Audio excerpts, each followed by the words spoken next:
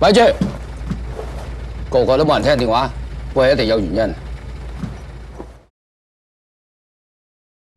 Hi, welcome to the Silver Spleen. My name is Vegan Lasagna, and this is my review of The Midnight After. Fruit Chan hasn't made a full-length feature since Dumplings, a movie so twisted and disturbing that I couldn't get the smile off my face for days. He returns with The Midnight After, a story adapted from an internet novel so popular they published it as a book. It's the story of 17 people who suddenly find themselves alone in Hong Kong.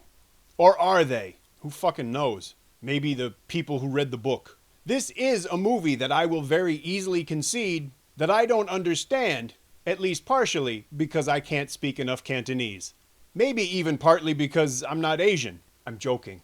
But honestly, I don't feel like it's totally my fault that I can't make heads or tails of this movie. As is so often the case, the film assumes that the audience is familiar with the story already. Or who knows? Maybe the book is the same disjointed, overindulgent, tedious pile of horse shit. I don't feel like reading a fucking book just so I can watch a movie. Especially if it's written by someone named Pizza. Early on during the movie, I made my by now requisite observation. I'm just afraid that this very interesting premise is gonna shit the bed in the third act. I hate to say it, but I was right.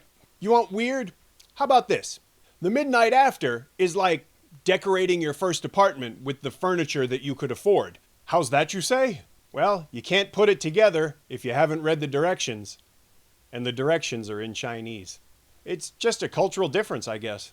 I admit I am tied to Western narrative convention in film. I like to be told a story in a movie, not just shown a recreation of a story that's void of the necessary information to know, understand, or care about the movie and or the people in it. I'm just tired of movies where you have to read the book first.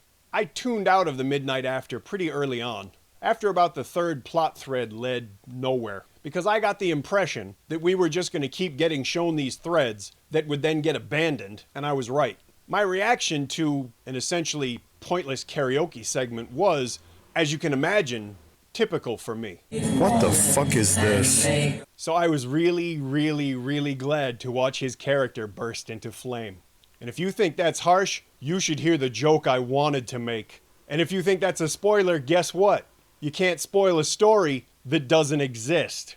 All of the plot threads end up being pointless, so no harm, no foul.